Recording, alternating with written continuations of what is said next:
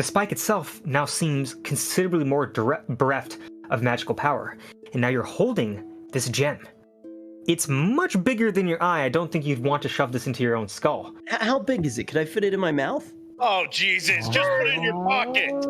Don't put it in you at all. Asmon, you've been meditating by a bunch of mushrooms off to the side. Slowly, the ritual starts to materialize. You've now cast Speak with Animals. Are the spiders smarter than me? What is the intelligence on your character sheet? -1. I'm not normally supposed to give out statistics, but unfortunately these spiders are actually considerably smarter than you.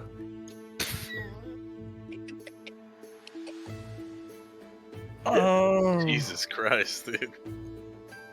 I mean, you saw them like hunting and ambushing you guys and having all kinds of tactics. But, you know, a whole bunch of spider entourage, you know, it's pretty cool. But eventually, the spiders say, or at least gesture to you, that they're gonna hand back. They will guard you and they will guard the area, but they cannot go any further because some true evil has taken root in this area. And now we'll go to the next map. Oh my god. What the fuck? And at the last moment, you see it give a thumbs up sign before it sinks into the darkness. wait, what?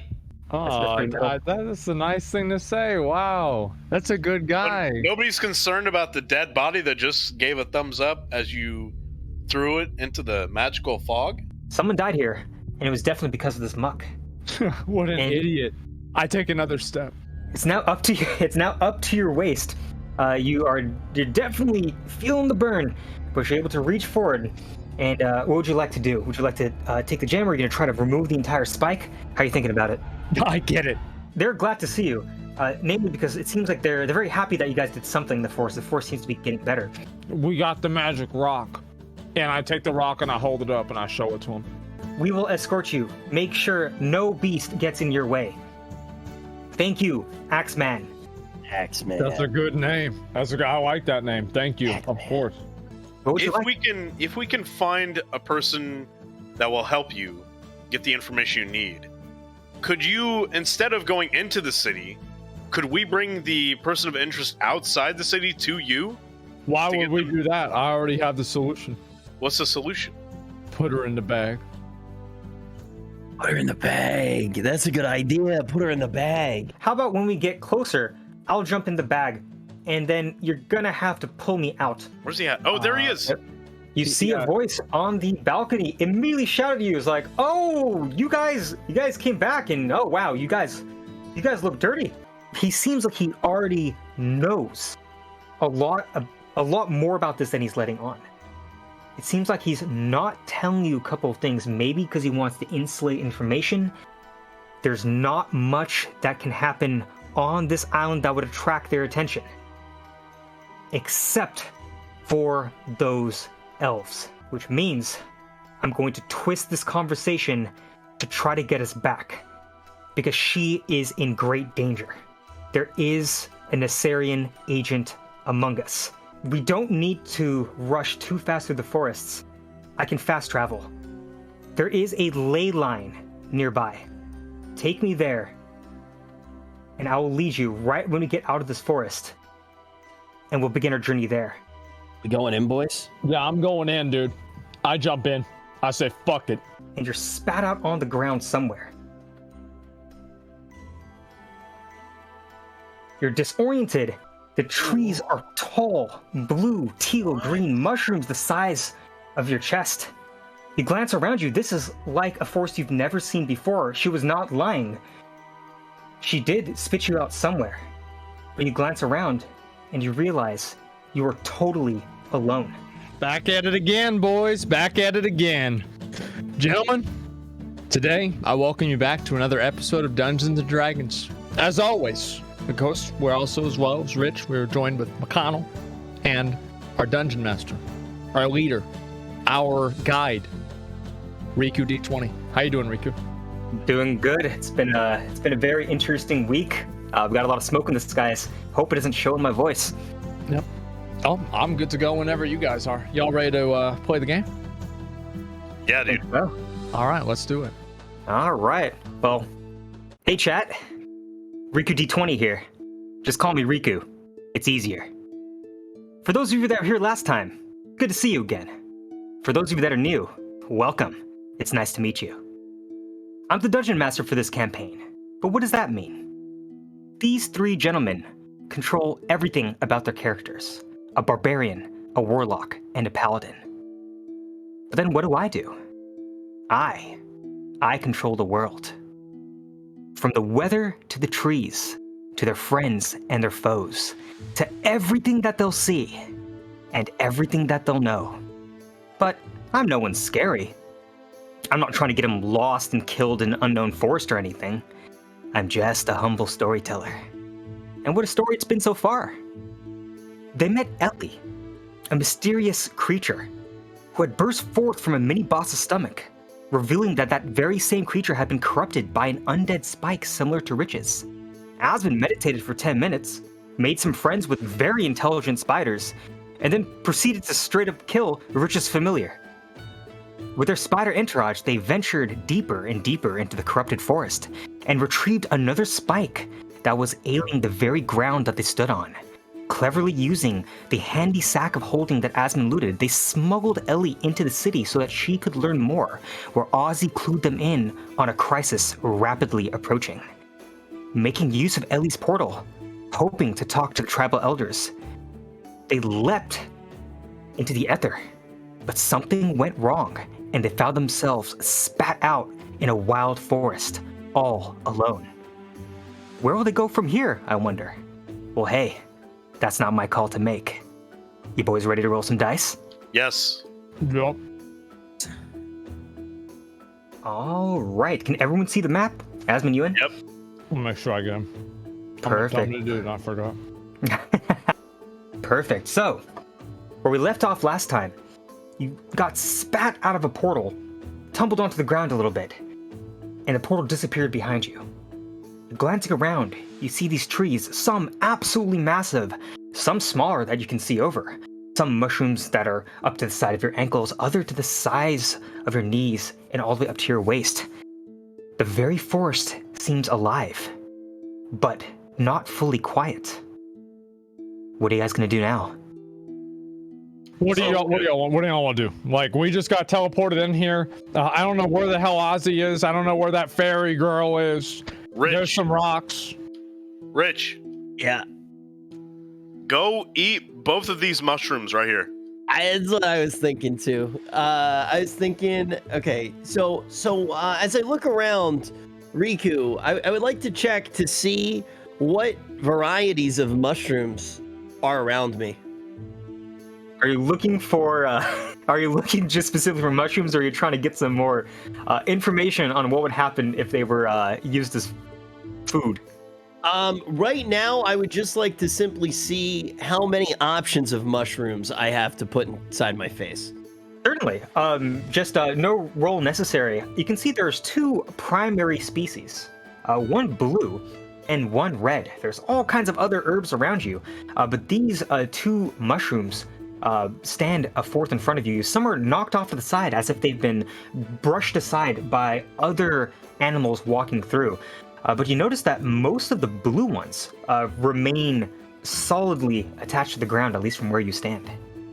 Okay, could I go and pick up one of the red mushrooms? What the hell are y'all waiting for? What are y'all waiting for? I'm gonna go over. I get a blue one. I pick it up in my hand. Whoa, wait.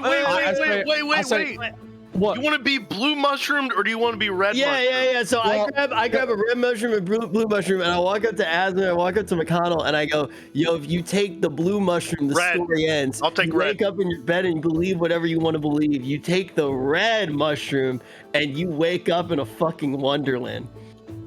Wait, what?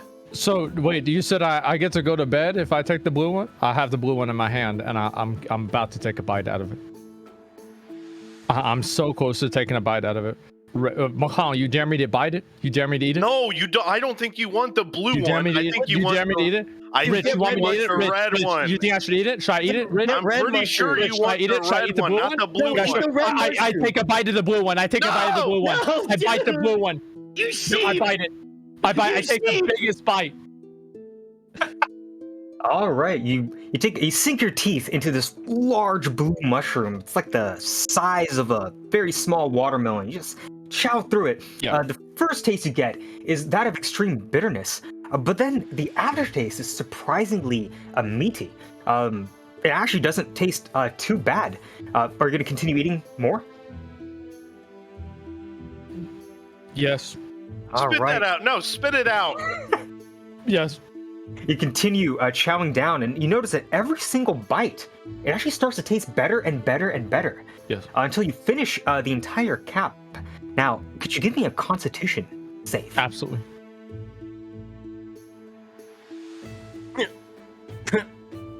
I got a +5. Shut up. Yeah, 7 plus 5 to 12.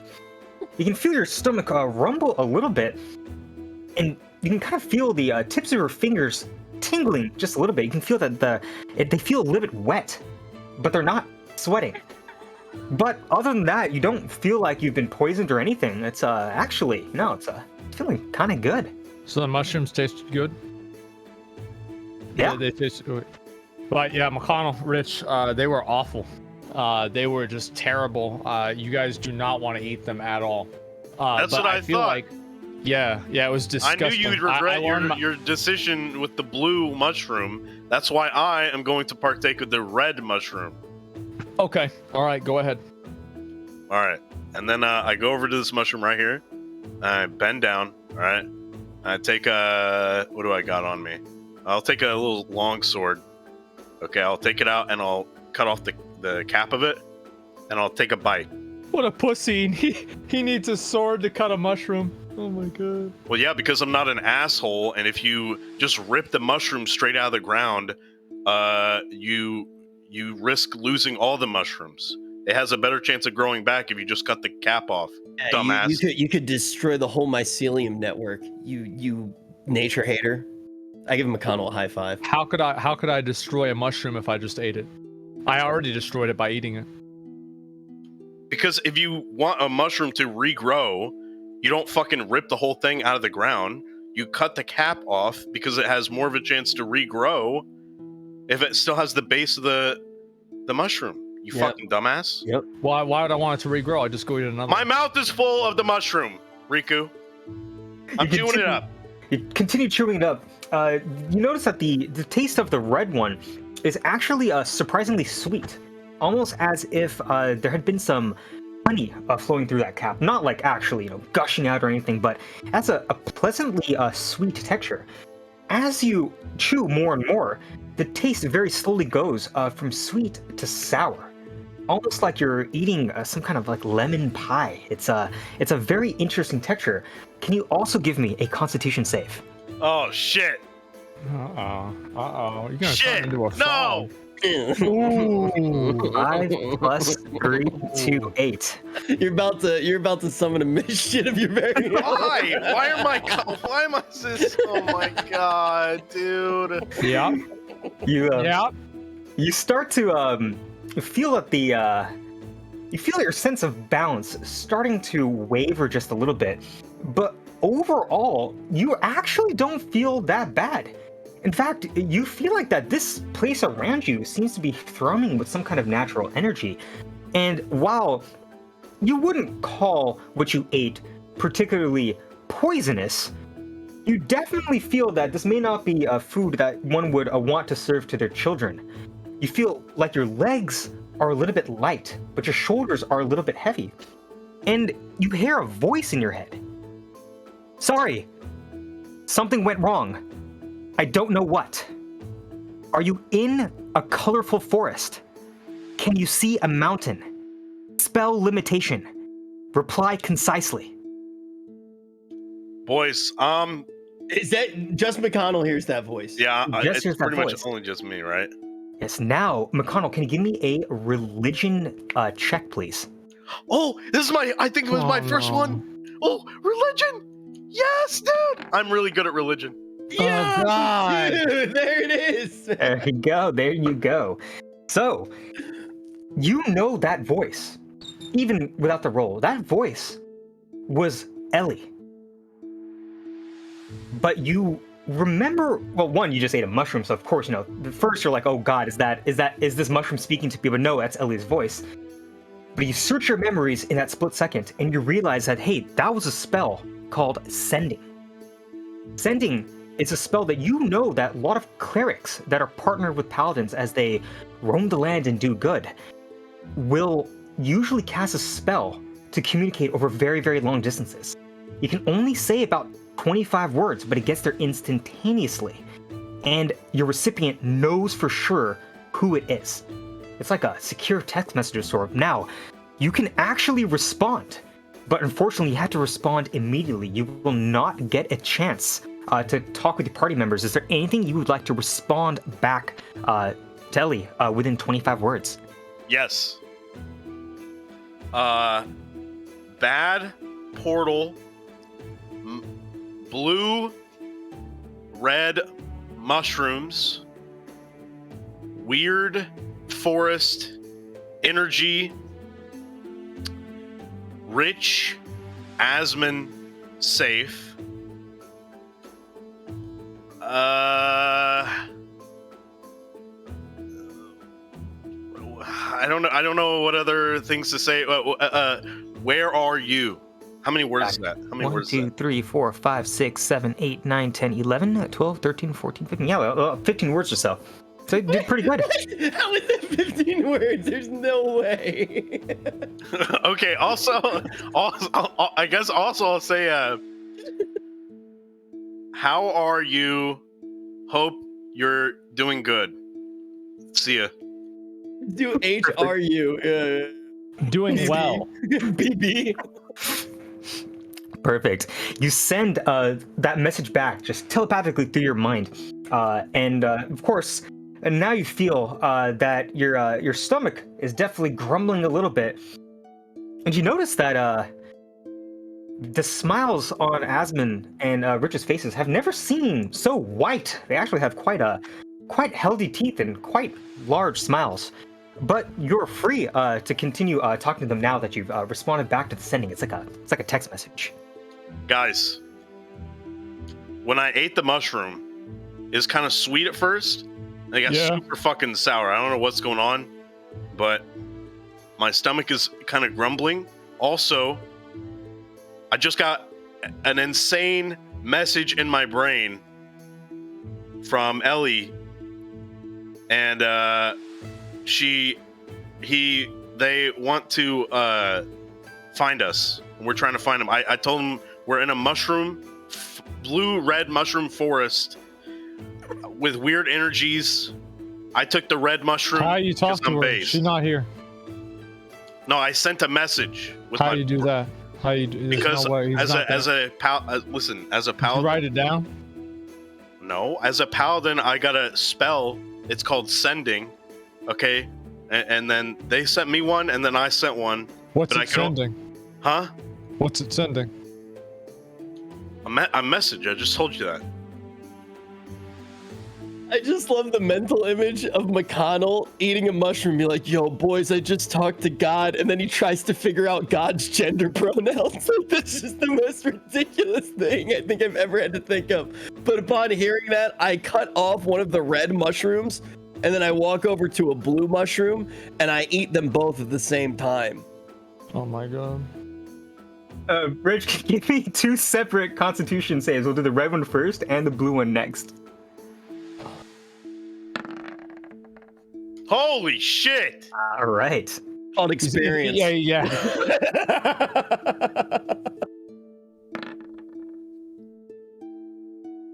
Not bad. 9 plus 2 to 11.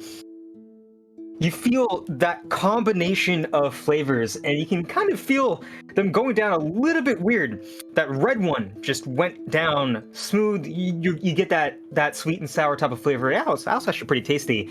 Blue and bitter, ooh, a little bit off, but you're able to stomach both of them down. And instantly, you start to feel pretty light. And you have a feeling that this experience has just begun. But you're hanging in there. And you look up at the sky and realize that there's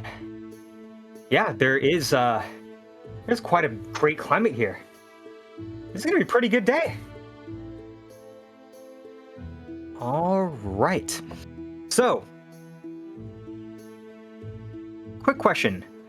When you left here, were you scanning around you or anything? Were you looking, or you were just like specifically trying to find these mushrooms? Oh, you mean where we left when where the spot that we landed? Yes. Well, can we just see the mushrooms like on the ground? Oh, you saw the mushroom. Yeah. Okay. Yeah, don't worry about it. It's yeah. So yeah, in that case, we'll turn it back over to you guys. You've successfully eaten your first mushroom, and you guys kind of have to figure out this. I think, Mcconnell, there were some other things in the message that you may have wanted to share. Hey! Look! Right up over here. Look What? at that. What? Look at that. What? Look at this. Look What? at that. Oh! Look at you. See that? Huh? What is that? Ah, Oh my God! What that? All right. seahorse. Okay. All right. Yo, No. chill. Here, guys. Stay behind me. I'll protect you. It's okay. All right. I'm gonna go up to this green thing. I'm gonna tell this horse. I'm going to. Can I animal speak? You'll need to meditate for 10 minutes first, but you can certainly try. Let McConnell Okay. talk to it. I think it's one of those My Little Pony things. No, it's okay. I can think like a horse. It's gonna take you 10 minutes to think like a horse. I already do. That's to talk like a horse. Well, Can I Okay. roll to talk? Yeah, of course. What do you want to say to the horse? What the fuck are you doing here? All right. You see that the horse just reaches up. It's a very, very big creature. It's almost like it's waving with grass and seaweed. Each step it takes leaves a small glittering footprint that seems to waver and undulate as if the ground itself is made of pudding. And it reaches up and just eats some of the leaves from the tree. And you feel like you hear a voice emanating deep from the belly of this creature and responds, "What the fuck are you doing here?" It continues to graze on the trees. I walk up to the horse and I go, "Mr. Horseman," and I like kind of look at my hand for a second. And I go, "Mr. Horseman, have you ever realized that almonds kind of look like wooden shrimp?" The horse continues to graze at the trees around it, and you can feel another voice emanating deep from within it, and it says, "Oh man, I'm bugging.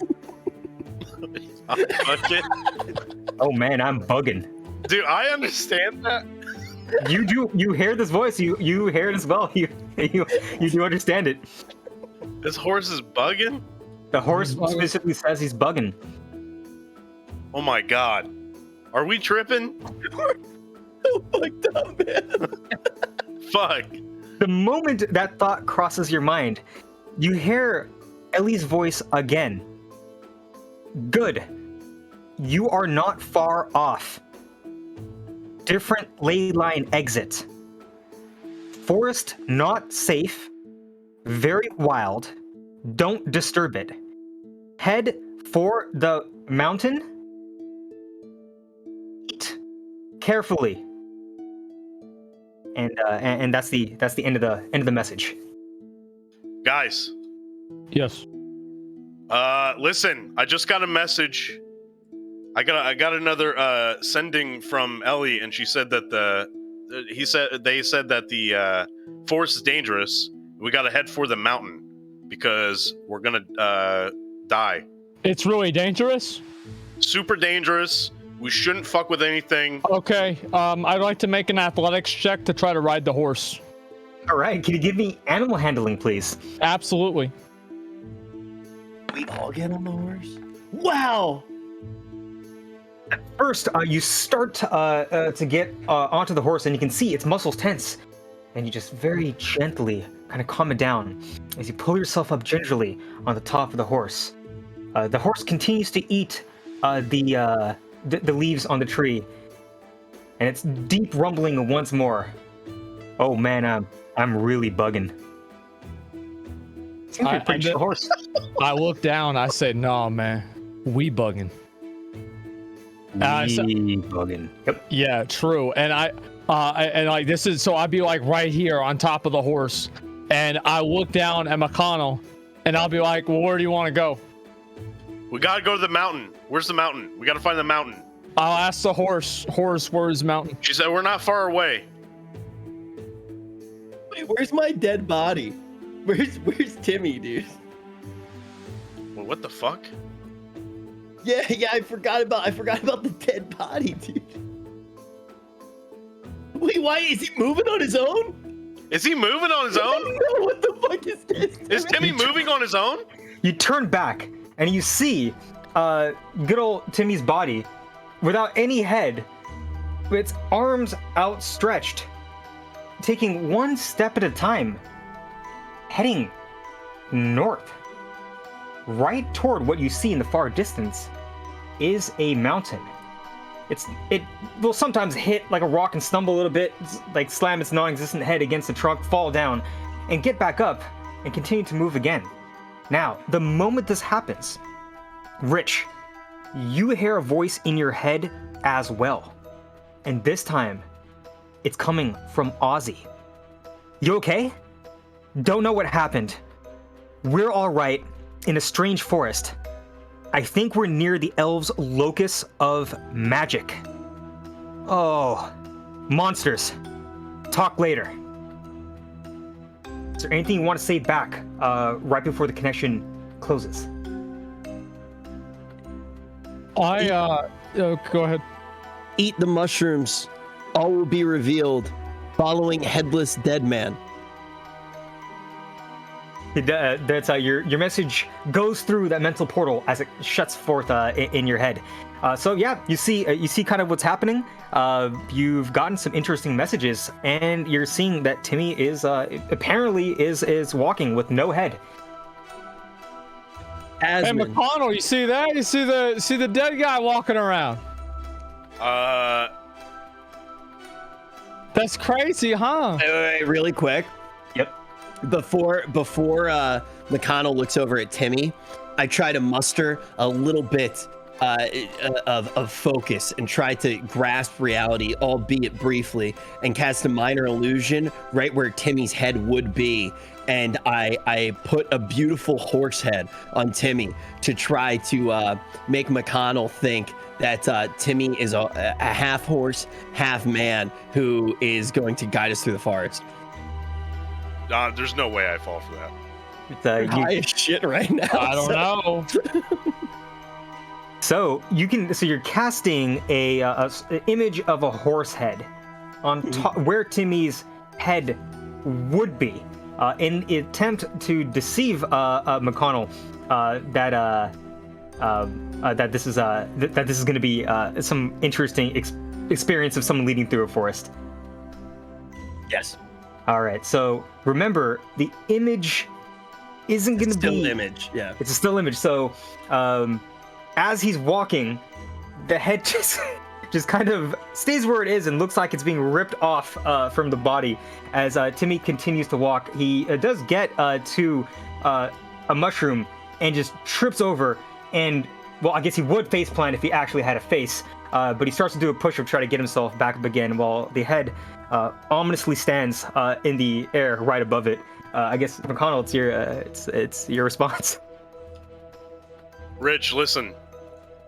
I might be tripping, but you forget I only had a red one, which means I actually, I see the truth of how things really are, unlike people who take the blue one. Okay? True, but actually. Here's one thing. True. I think Timmy, if I can, let me get around this tree. I think Timmy is heading for the mountain, which is where we're supposed to go. I think we should, unfortunately, I think we have to follow your fucking dead body. Red shroomed and based. how much room is left on the back of the horse? Can we all like pile on and like kind of like hold on to each other's waists as Asmon leads the horse to follow the headless dead man? Yeah, I definitely think this is a large enough beast to that. Just need to snuggle in just a little bit. Shot bitch. Do we get to get the horse? Yeah, I say let's take the horse if we can. You have to convince it? Well, yeah, do I have to? I'm a Mr. Horse. Do you want to come with us? The horse just snorts a little bit, as if it's sneezing, and just says, "Oh God, I'm really bugging." What is, dude? What is this horse's problem? It starts to follow you two, and it seems to patiently wait right in front of you guys for you guys to get on. Wait, all three of us are gonna get on the horse? It's that big? Can we figure out what the hell is wrong with this horse?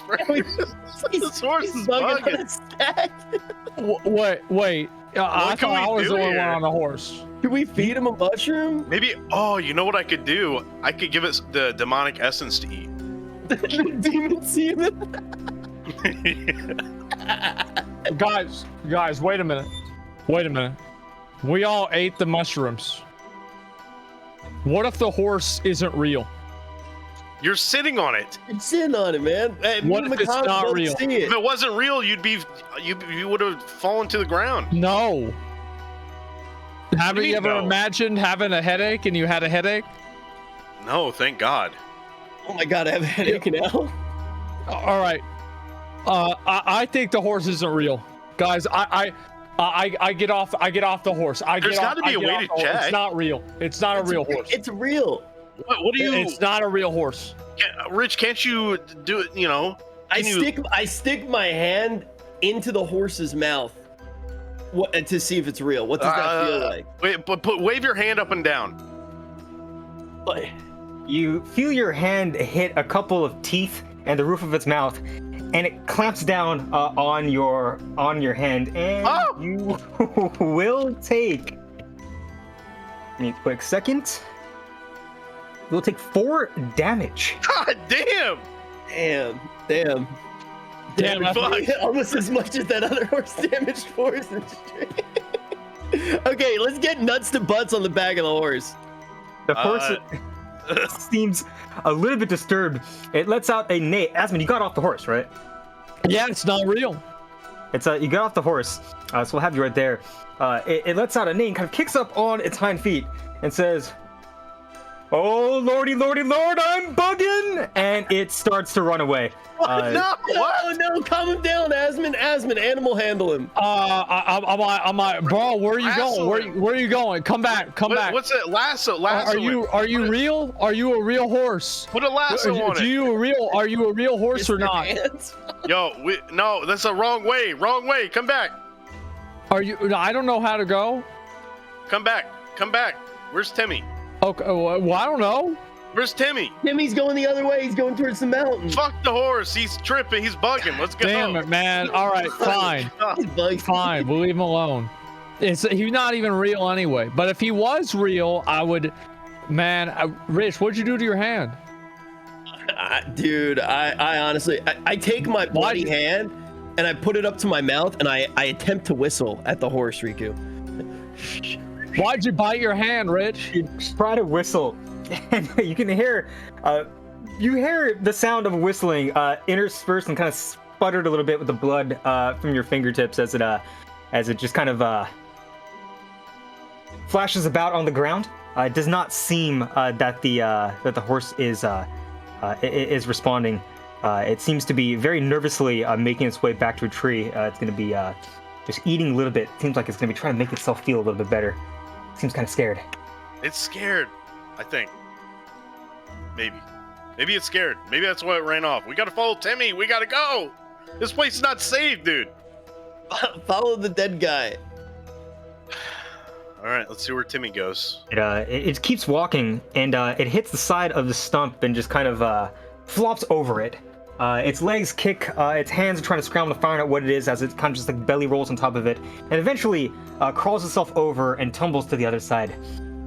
gets back up and continues bumping into stuff, but very slowly but surely, it's starting to get its bearings. It starts to walk past this magic stone, and you can see that it's turning into a very, very wild trail. The Okay. fuck? The path is starting to narrow. You guys gonna proceed onwards? Yes. Yeah, is let's there- follow the headless let me- zombie. let me That sounds read like the a great stone. idea. Let me read the stone. Does the stone say anything? Like, what? Let me examine. Can I The examine illusion, does the illusion of the horse's head on Timmy work with me? it? No, uh, it didn't work. I don't think. Right? Did Oh it yeah, work it's just or not? it's Riku? hanging back there, just chilling there. You're very sure it was an illusion of some sort, just kind of a disembodied horse Okay. head in the middle of nowhere. Okay.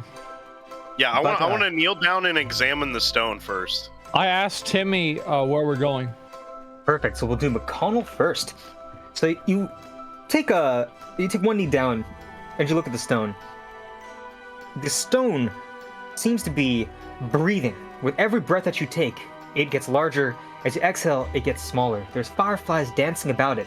Each firefly, almost like a small cloud, billowing in the air, just radiating some kind of fog that dissipates, almost like looking at a pot of water boiling on a stove, just consistently, just floating about you.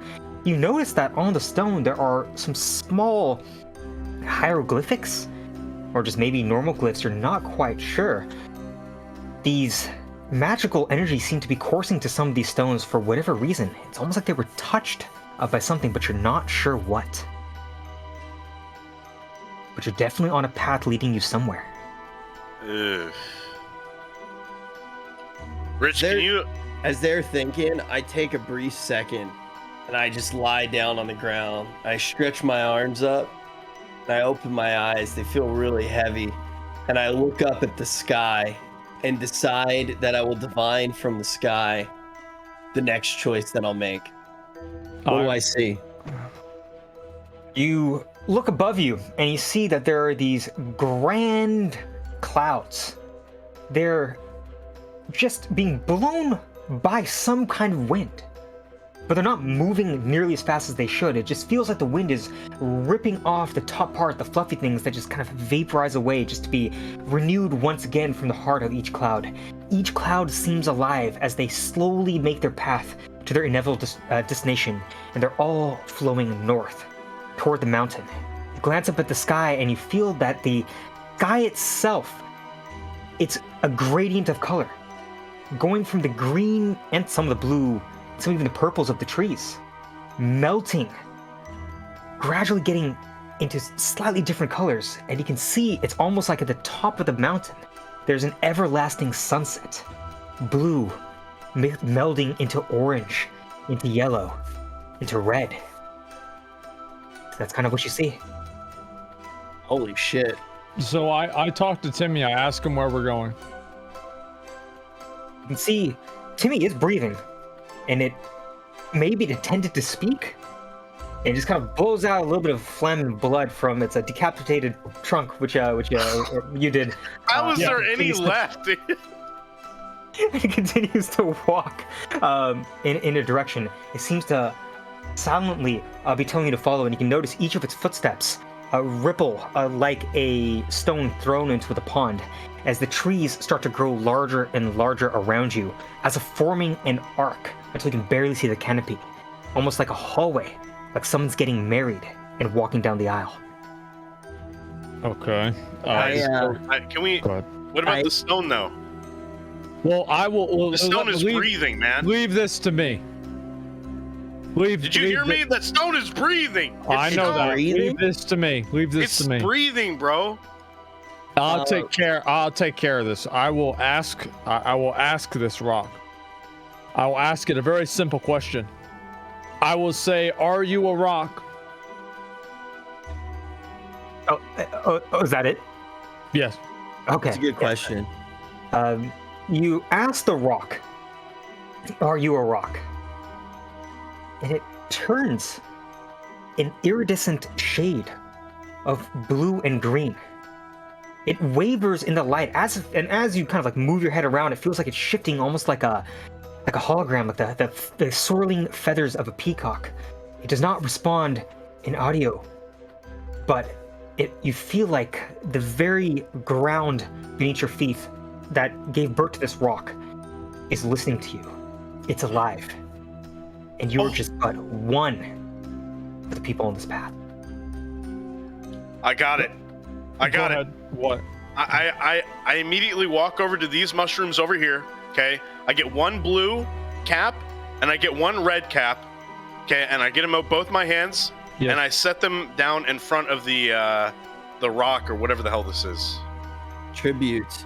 I also, after he sets the mushrooms down, I walk up to the rock and I put my hands on it and I stare into its Morpheus like ink, like dissipating colors, and I lick it and then stare at it and try to see if I can What the grasp fuck? any of the, like arcane from it and do like an What are arcane you check. doing? Why don't you just I want to I'm doing an arcana check with my I tongue. want to knock on it like it's a door and see if anybody's home. They're Or all maybe just touching this rock. I want to I'll put my forehead on the rock. That way I can be one with it and I can know what it thinks. I'm licking it while he's putting his forehead up on it, and we're just rubbing the rock. We're just rubbing this rock. Just three dudes just rubbing this rock. Riku, what happens? As you guys rub the rock, Mcconnell comes and places an offering of both mushrooms in front of it, divining some sort of order in his head. He kneels by the rock, and all the three of you are sharing this moment together. You guys have been through a lot. You guys have had fights. You've argued. You've adventured from it, but something you feel that destiny has led you. You were born for this moment, and you feel very close to each other. That there's so many things wrong in the world. There's so much pain, and there's so much suffering done by the hands of the powerful. But at least in this moment, you have each other, and even though you guys were left alone in this forest, at the very least, you guys can trust in each other, and Mcconnell hears a voice in his head. It's Ellie. Oh, Ozzy explained everything. Enter the temple and beat the trials. My time is short. Wish I could say more. Defeating Dawn Reaver rests in your hands. fuck! I Guys, take off my shirt.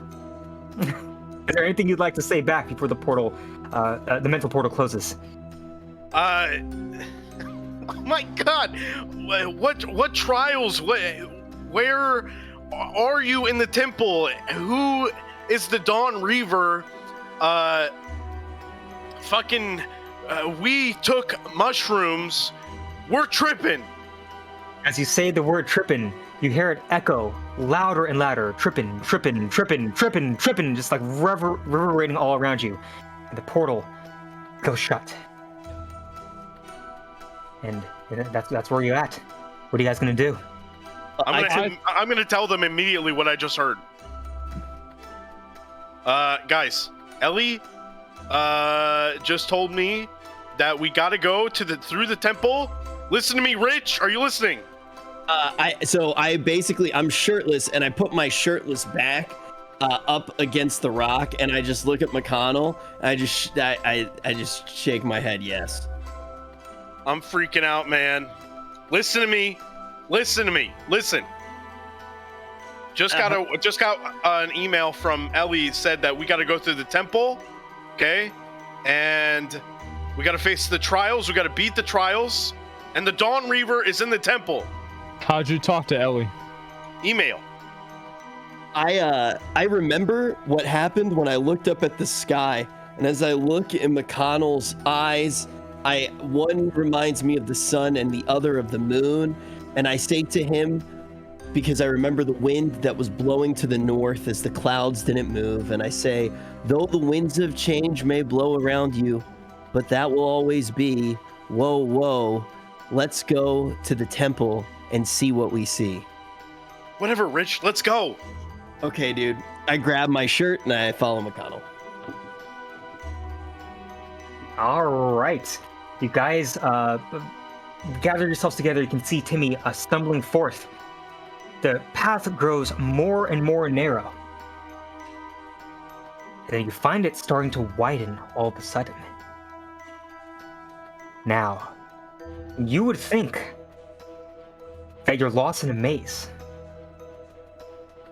But even in all the things that you see around you, it's dark, it's scary, but Timmy is leading the way. Wait, so are we moving around this like ants trapped in a maze out of curiosity? I don't know what the fuck is going on. Basically, yes. You can see that Timmy is continuing to walk forward. I will follow him. As we're walking, I'm gonna pick up this mushroom cap. I'm gonna cut the cap off, and I'm gonna pocket it. I'm gonna pocket a red one and a blue one, and put them in my pocket. Okay? I'll tell McConnell to stop stealing. I'm not stealing it. It's gonna regrow. Number one, because I'm not an asshole and I did it properly, and number two, whose property is it? Okay. That's what I said whenever I was stealing stuff, but you got mad at me. I don't even believe in private property. All right. Me either. That's why I take everybody's stuff. I'm glad that we're at the same mindset. Like, you don't believe in private property. Next thing we know, you're going to buy a $3 million house. I've been here before, man. We continue to follow Timmy. Timmy is continuing to try to plow its way through a bunch of trees, but it's getting pushed back by these vines that are just like bursting forth from the ground. Almost it's protecting each of these tree groves, and it pushes them back gently, not hurting him. He can't see this, of course, but he's trying to take this smaller path. Okay, I'm gonna keep following him. What could go wrong? We're just gonna follow the headless person. It's okay. Yeah, he keeps bumping in. Seems like he's not gonna be able to get much further. You may have to help him out, but you can see down to the side there is a small path leading to yet another one of those magic stones. Oh! I want to go over the rock. No, I'm first. I'm first. No, I'm first. I'm first. I got there first. I sprinted. Okay. I went over there and I got there first, obviously. And so I pick up the rock. And how big is the rock? It's massive. We love so I can't put it in my pocket. No, it's a big rock. It's stacked up like a little pyramid. All right. I don't know anything about this rock, so I just still looking. I don't know. I don't know how to handle a rock. That's fine because maybe Rich does because he he knows all that arcane shit. So maybe Rich, you can help out here a little bit. I shirtlessly embrace the rock, allowing my entire body, shirtless body, to do an Arcana check. All right, you bare your chest to the sky, calling for your patron's knowledge. Can you give me an Arcana check, please? If you fuck this up, we're gonna be 3 + 4 to a 7. Feels really good. The wind, the wind is simultaneously cool and warm. It makes your skin tingle. It's like being, it's like a little pinpricks, but at the same time being like covered in velvet. It feels absolutely amazing. It feels like all your nervous system's absolutely alive. You're unfortunately not able to get much information from this, but one thing you do realize is that the figure is crumbled, but it does look a little bit like Ellie, or at least someone from of her kind. And it's like leaning back as it's bearing its chest to the sky, and its hands have pried into its own chest and unveiled it. And you can see right there in the middle where its heart would have been, a little bit of biology. You can see something carved into the rock. It's a little bit weathered from the years, but it almost looks like a chunk of a rock surrounded by gears. Of course, it's just shark? not real. Is there a fucking a land shark? There is it's not a land shark. It is actually floating above the trees. There's an entire small school there. There's smaller ones too. They make wide, low-pitched noises. And you understand what this thing is as a interesting statue of a Chronosedine, revealing its beating heart, which seems to be machinery. And the other thing you realize is that there's straight up some sharks in the sky, hammerheads in particular. That's jawsome. Oh yeah. Yo, Rich, Yeah, man. Go, Rich, get off the altar and go get Timmy. Go get Timmy. Where is he going? Rich, go get Timmy and point him this way. Timmy, where are you going, Timmy?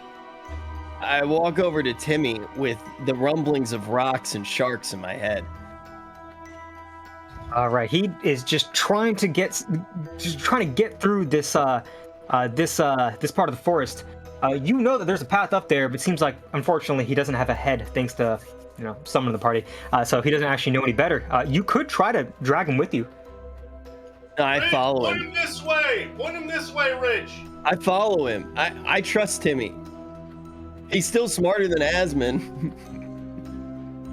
You can see that he keeps getting pushed back by the force, but eventually, now with your presence, you can see that the vines they're green, but they start to turn purple. And they start to blossom, almost like cherry blossoms in the spring that you would see around a magic college campus. They start to wrap you, blooming, and it feels like the trees themselves are shuddering with each of your breaths. They start to open, and you and Timmy are both pulled in. Oh my god. And spat out right on the other side. What the fuck? Where'd they go? I just got like it's like when you jump out onto I just like crowd surfed on the tentacles. And now I surfed right into the shark's jaws. I say, "Hey, Mr. Shark, where are you up to today?"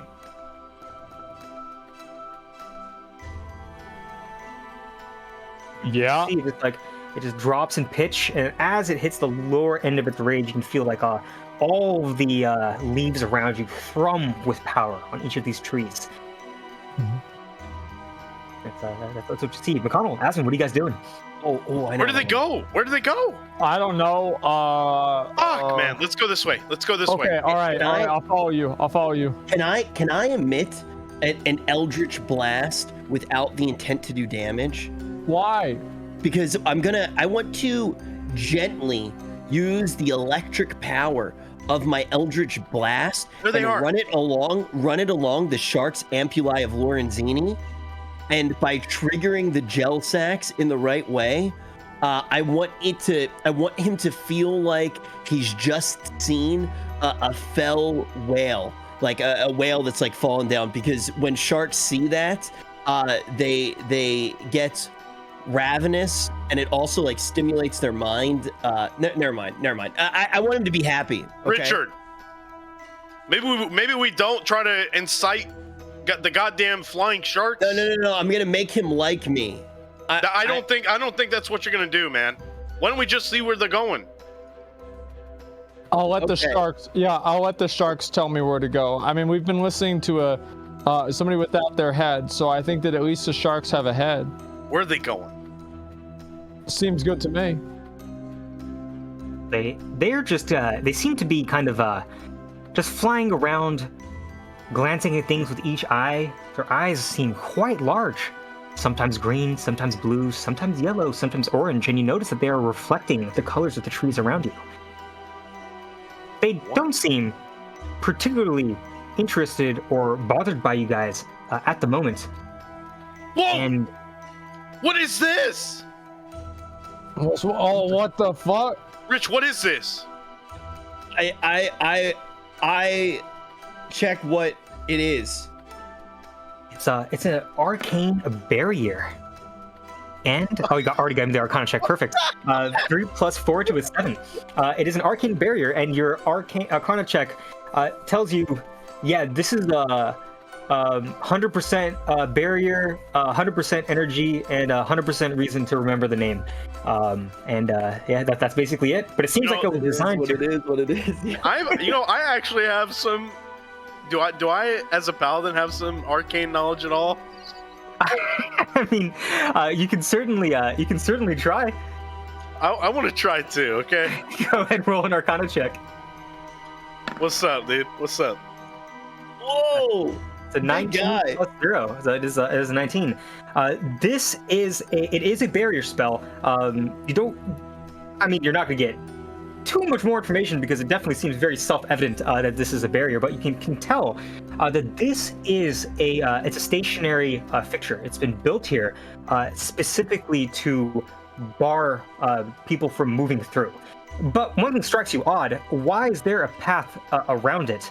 Why is this particular area walled off? You're not quite sure, but you notice that both of these statues are also look a little bit like Ellie.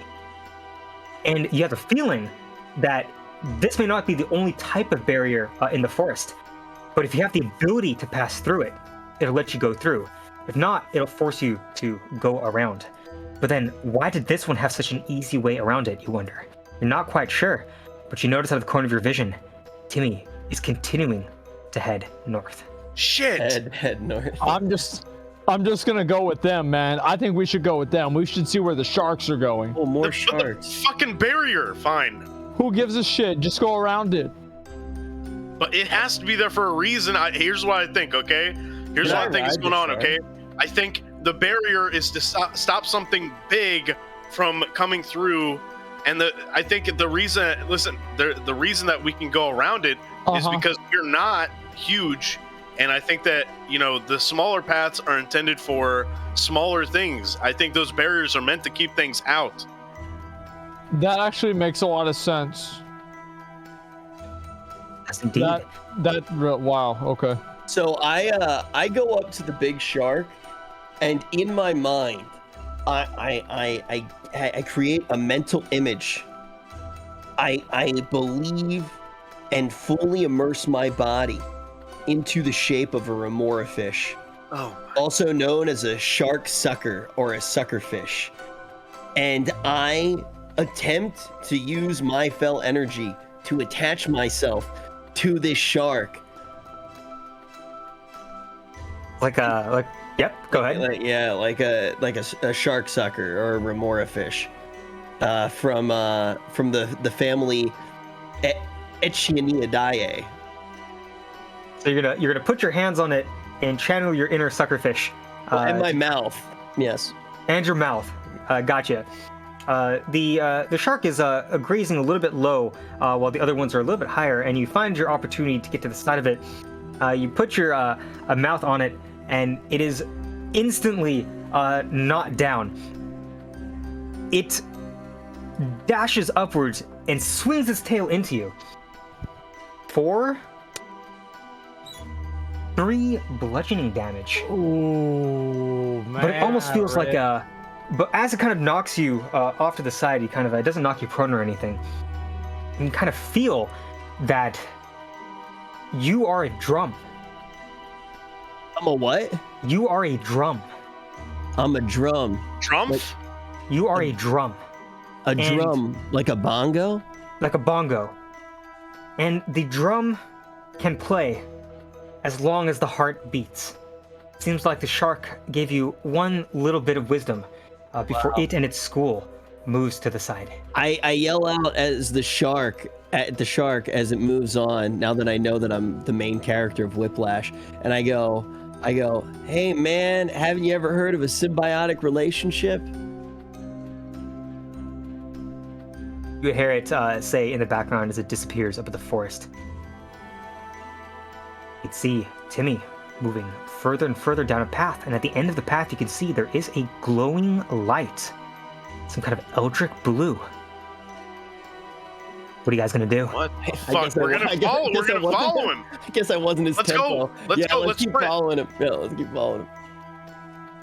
All right, guys, all dash through. So the trees are starting to widen up a little bit, and in front of this clearing, Timmy's heading out there with 2 arms outstretched, and you can see in front of you there is indeed some kind of swirling energy.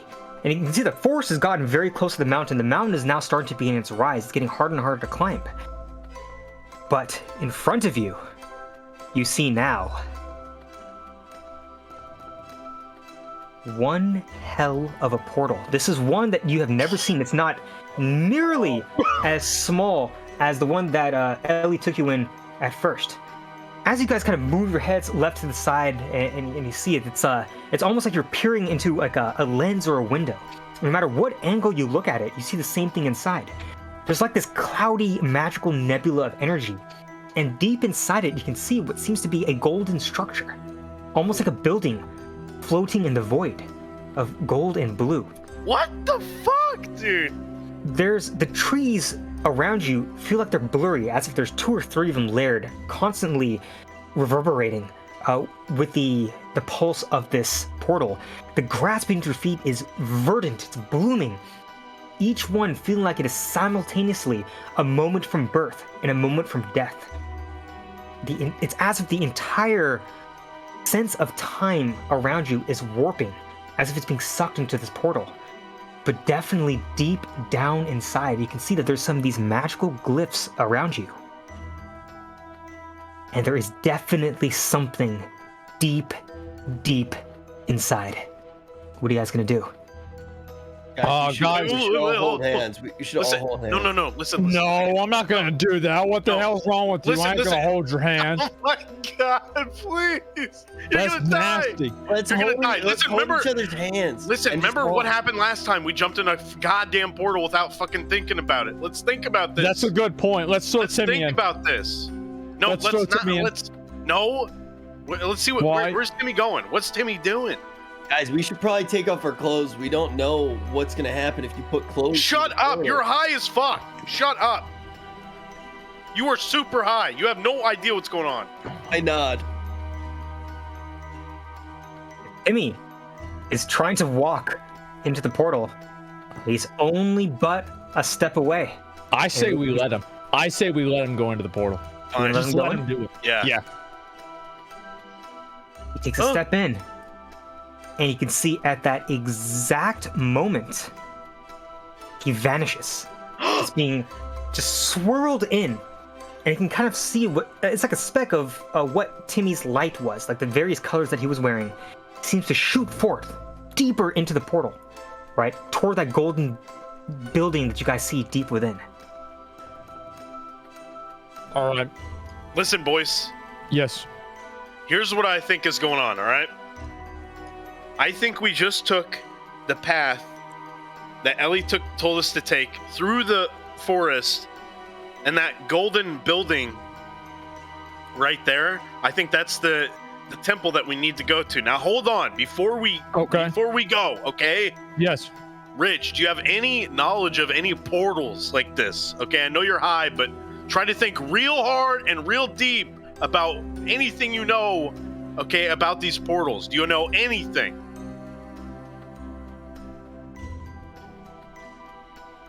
Can I do an Arcana check? Yeah, of course you can. Do I know anything? 11 plus 4 to 15. This is a portal to a demi-plane. It's not connecting you from one spot to another on this plane. It's not like the one that was used to get you here, which is why it looks so different. A demi-plane is its own isolated bit of reality, kept separate. If you jump in this portal, the portal itself is your only way back out. But that being said, Mcconnell did share with you the knowledge of this temple and this trial. Looking around you, there's definitely no civilization anywhere around you. That little golden building, the difference, is probably where it's pointed to. This is the only way to the trial. Okay. It's the only way back from the trial. Before we jump in, boys, I want to search the forest for hidden treasure chests. Certainly. Are those orange mushrooms? Is that an orange mushroom? They are absolutely massive orange mushrooms. They are the size of you. They're very, very, very, very big. And they're gently moving side to side, like they're caught in some kind of current. Okay. Riku, you already know what I'm gonna do. I have a very good idea of what you're gonna do. I do it. You're really going to sink your teeth in and try to eat this. I must. All right. This is my destiny. So first, McConnell, can you roll me an investigation check for looking for hidden chests?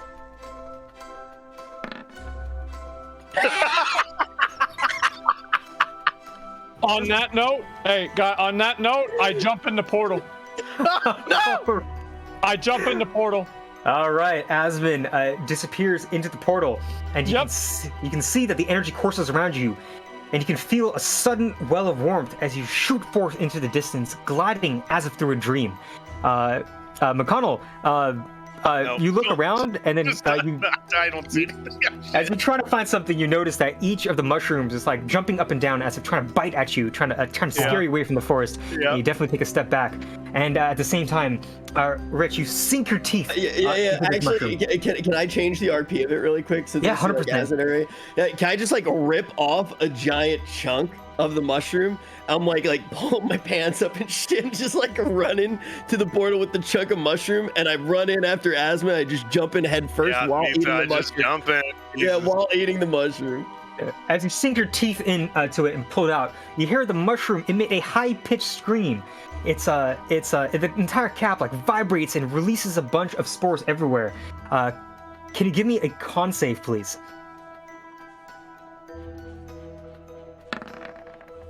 Not bad. You would have taken 6 damage, but it drops down to 3. Okay.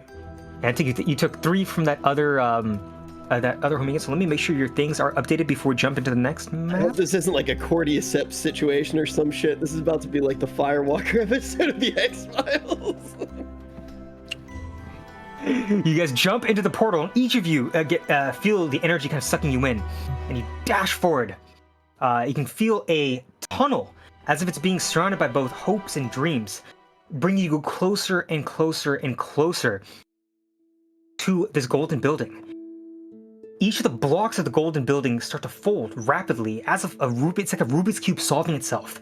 It turns into a hallway and starts to thrum, just waving side to side.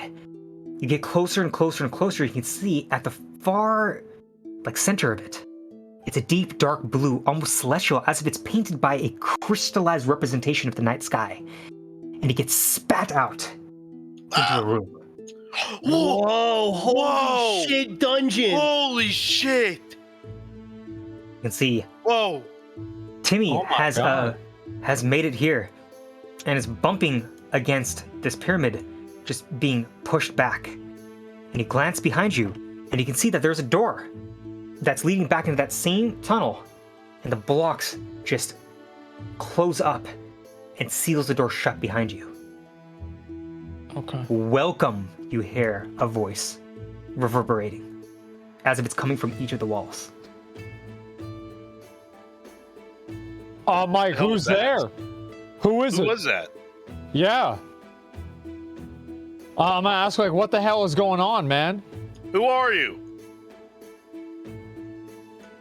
What is this? Hello? What about you, Rich? What do you want to do? That's all. I don't know what to do. I bow before the statue. Yeah. As Rich bows for the statue and Asmon calls out, "Who are you?" You see that there's a ceiling, but it doesn't really feel like it's a solid ceiling. It feels almost like it's made of an ethereal energy, like the swirling night sky, like the edge of a galaxy, except much denser and much brighter than any night sky you've seen. And you can see a shadow darting through it. Massive wings, they must be, just dozens of feet tall, and the body of what seems to be a tiger, just leaping across. "Welcome to my home," it says. "I will be watching you. How will you entertain me next?" And Rich, you're bowing before this statue. That's correct? Yes.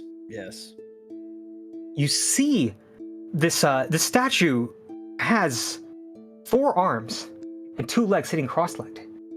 Yet it is in the form of something a creature you've never seen. It doesn't look like Ellie or something you would imagine to be your kind at all. But at the base of it, there is something written. It's in a language that you don't know. You don't understand it, but for some reason, you can read it. It says, "The trial of the present. Time and truth are only a matter of perspective. The only thing constant is change. You have no idea what this language is, but you're 100% sure that's what these letters say. I read it and I say, true. All right. McConnell, were you doing something? I read it. I read the same thing, and I say I think it's fake. It's not true. How can time? If time is fake, how do I have a clock? How are there clocks? Because like if there's a time and like it goes at nighttime and then it's wait a minute. I'm just give me a minute. This is McConnell, help me. forget it, man. I'm out of my element, Donnie. I'm fucking out of here. Okay. So okay. I say, man, that shit's all a construct. Just like society, man. You're not gonna wake up until you realize a man no smarter than you made all the rules. And then I take my shoes off. Okay, at the very tip of this like pyramid, what's at the tip of the pyramid? Yeah, what Riku? is that? What is this thing in the middle of the room? You get to the pyramid as well, and the same glyphs and the same words that were written on the statue's base are written on each of the four sides of the pyramid. It's elevated as if it's on a stand, and you can see that it has a swivel as if it can turn. I grab it. I try to grab it. I try to touch it and do something with it. All Mess right. with it. You're trying to mess it. You can see that it moves left and right, but then as you move it a little bit, it suddenly just swings forth and turns in. And you see that up at the very top, there is these small little statues at the top of the wall. Oh god. And each and every one of them starts to spurt out water. And it's going to be initiative. Oh my god. No, you're shitting me. Okay, all right. I'll roll. It's okay, guys. I can figure this out. It'll be fine. Here we go. Watch this. Okay. Wow. Oh, holy fuck. Wow. Okay. There we go. Ooh. All right. It seems like we got a couple of good initiative rolls. And McConnell, you're going to be going at 20, followed by Asmon at 11, and Rich at 6. So, McConnell, you got the first move here, all right? You glance around. Each of these spouts are just funneling a trickle of water. But at the moment, 5 of them in particular start gushing out considerably more, and you can feel the water rising from the bare soles of your boots, higher and higher, up to your ankles. The ones that are gushing extra water are highlighted in blue on the map. Simultaneously, you can see around you, some of the tiles are now glowing a pulsating blue. Very, very faint, but you can see them through the rushing water around you. It feels like each of those tiles is some kind of plate. You don't have too much time to think, because you look up and notice that the ceiling is not very high. McConnell, what are you gonna do? Fuck, man. I go stand on this tile right here. I'm gonna stand on this tile. Guys, listen to me. Do you see these? Listen, look. Do you see that on the ground? There's certain plates on the ground. Do you see this? Yeah, I see it. Listen, go stand on them. Hey, everyone go stand. Put Timmy on one of the tiles, and you guys go stand on one. Okay, all right. I'm gonna stand on the same one you're standing on. Be very careful. We actually need McConnell to finish his turn first. Remember, you guys are in initiative. Shit. All right, so McConnell, you moved 10 feet, and then you're trying to step down on this little panel. You put your foot down and realize it's not instantly giving way. You need to add a little bit more force, but it seems like you can do it as a bonus action. Are you gonna try to press this one down? Yes. Perfect. You just jam your foot down and can feel it sink into the water even deeper. You hear a whirring coming from the spout right in front of you. But nothing happens. But you can feel that each of these panels is connected to maybe one of them, but this one seems to have already been broken. You have 20 more movement left and an action. What would you like to do? What the fuck? This is bad. There's nothing for me to hit. There's nothing. I guess I'll take one step off the thing and then go right here. All right. Wait, why'd you go off the pressure plate? Is it? I don't know if it's a pressure plate. It sounded broken, dude. 1, 2, 3, 4, 5. Do you have to do it in order? 1, 2, I don't know. 5. And then there's 5 overflowing panels, right? And then there's 5 pressure plates.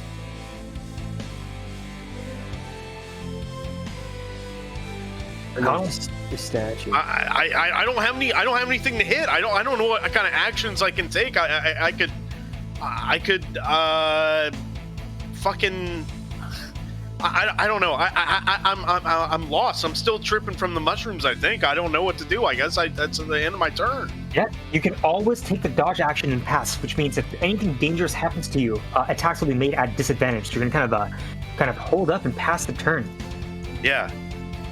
All right, Asmon, it's on you. Okay. I'm gonna try to go to the wall and try to. Can I climb on top of the statue? Maybe. Like I want to get on top of the statue. You can definitely climb on top of the statue. I'm on top of them now. All right. It's very easy to climb, almost as if it's designed for people to climb. You don't even need to make an athletics check. And you can glance around you. Now, a couple things you notice. Each of these spouts is just a little bit above head level. They're not too far high up. So you would be able to reach them and tinker with them with your hands if you spend an action there. This map is done in perspective, which means this spout right here is actually just right above this area. It's just a little bit higher up. So we're just keeping it that way. You can also look around you. There are different levers. One is at the ground floor. Another's at like this middle yellow line, and one is finally at the very, very, very top, right next to the spouts. But that's what you see. You also notice that this statue, each of the arms has a little bit of a circle. It seems like each of the arms can move, almost like a switch. Okay, all right. I'm gonna reach up and I'm gonna try to hit the lever that's like at the very top of like where a statue is. So like the one that'd be like right there. Perfect. You're gonna jump onto this one, and you're going to pull it. Exactly. All right. You take another leap, or not a leap. I guess you just reach out. You're almost there. You grab it and you swing it to the side. Instantly, you feel each and every one of these spouts start to rumble. They all start gushing out a little bit more water, and the rate of filling has increased. And you notice 5 of them will pulse together, then stop. Then another 5 will pulse and stop. It seems like that lever is quite dangerous. And you've set something in motion, but it's not going to be able to happen until a little bit more time passes. Okay. All right. That's fine. That's all I want to do. Perfect. Rich, it's on you. I'm gonna start off my turn with not my action, but just like that little bonus action. Tell me if this is okay, and to not actually be able to. I just scoop up in my hands the liquid that's filling the room, and I put it into my mouth to double check if it's actually water. Yeah, you can take that as a free action, actually. Yeah, that's what I meant. Yeah. Okay. You drink a little bit of water, just gonna interact with that water a bit.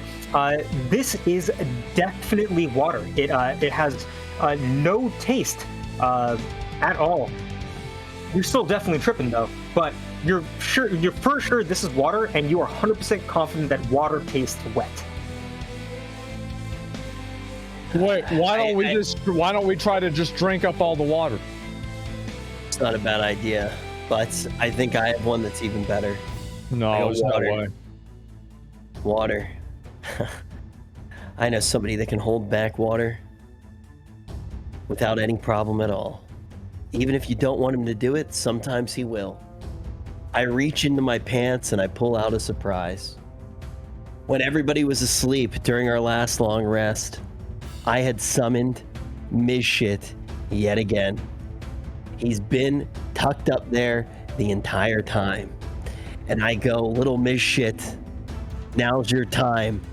Clog these toilet things. And then I throw Mizshit up at one of these fountain things to have him clog it.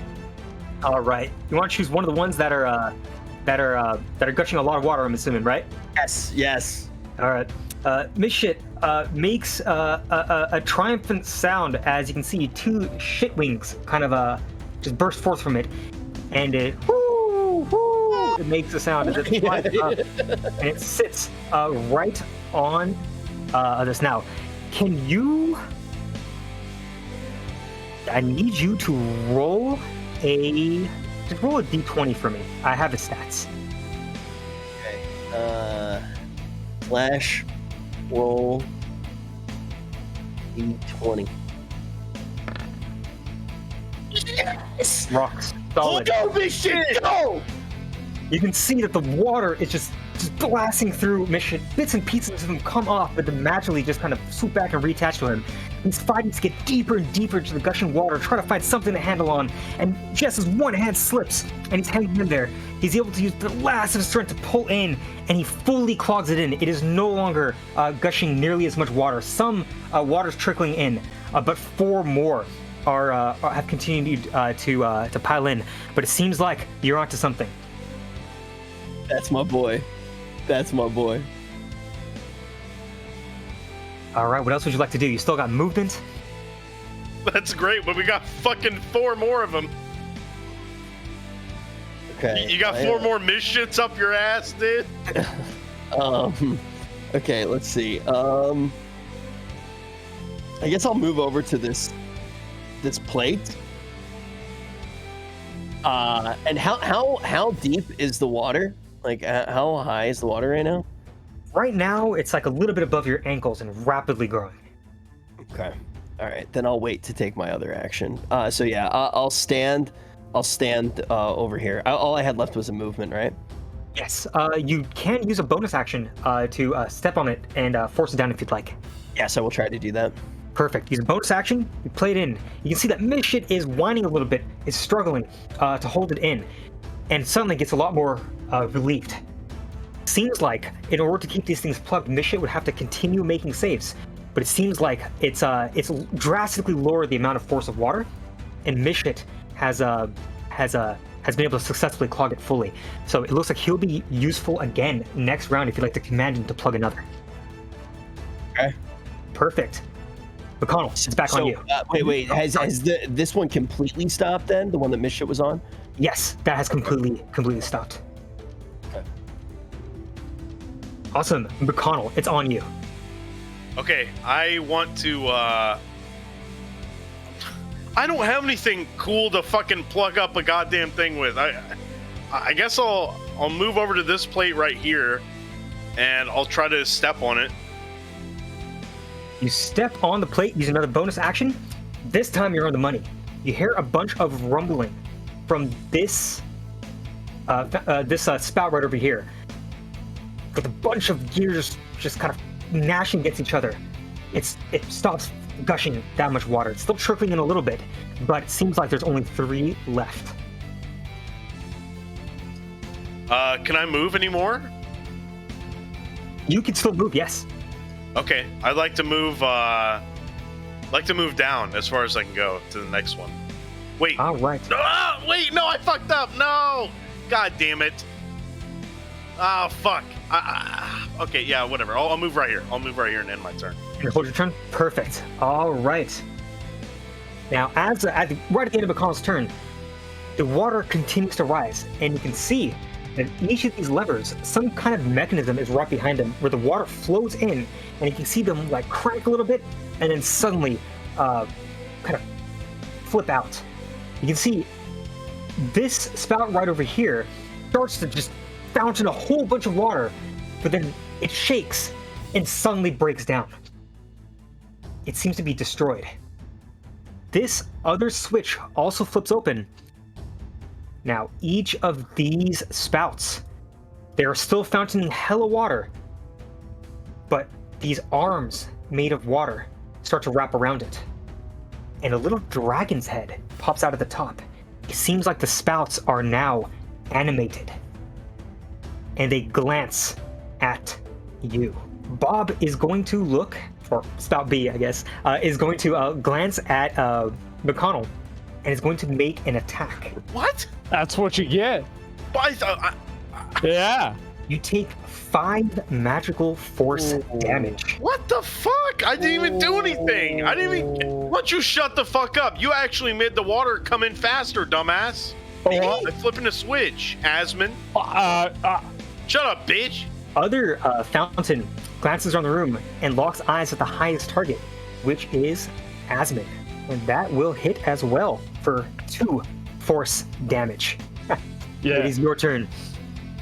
Okay. I want to go over there. I'm going to hit him back. Can I hit him back? I definitely think you can. All right. I'm going to go over there. I go right there. I look right at him, and I take my axe. I lean it up, and I overhead that bitch right into him. Go ahead and roll an attack with advantage. All right. Reckless attack. Here we go. Yep. That hits. Go ahead and roll your damage. All right. Great axe damage. Big numbers. You are able to make a solid connection, and you just cut off one of the arms on the statue, exposing some of the machinery within. You deal a little bit of damage, but it does not disable it completely. But it seems like, with enough strength, you could overcome these spouts. Anything else on your turn? That's about it. Perfect. Rich, it's on you. Okay, now based off of what happened with Mcconnell, can I get off this pressure plate? Yes. And it'll still be fine? You notice that once he left, just for free, no observation needed, it seems like it remains depressed into the ground once you leave. Oh man, It's stays depressed? Depressed, yeah. Oof. That feels bad. Yeah. I say, hey, I say, boy, to me, boy, and Midshit jumps back down in his father's arms. Perfect. You recall your familiar. Then, while carrying him like the delicate baby that he is, I move over to this pressure plate. I step down on it with all of my might. All right, that one over there. Perfect. You step on it with your might, and now normally your familiar would have had to roll initiative, but just for the narrative's sake, we're gonna say it's taking his turn at the same time as yours because it's been a surprise summon. Yeah. The other party members were asleep when you summoned it. You use your action to use your bonus action. You didn't use any actions this turn, so you'd like to use a bonus action to trigger this plate. Is that correct? Yes. Yeah. Do it. You step it. Now you notice that this thing was wounded, and it seems like part of its machinery was exposed, and the magical energies coursing through it that was protecting it seemed to have been lessened by Asmon's attack. And with another whole set of chunking and all kinds of mechanism noises just gnashing against each other, this one does shut down. Let's go! Seems like you will have to... Go ahead. Then I throw Midshit yet again. I throw him over to this one with all my might. All right. Let's count. So he put one... He just moved 5 feet. 10, 15, 20, 25. Yes, he will have his flying form. He will be able to barely make it. So go ahead and roll another d20 for him. Come on.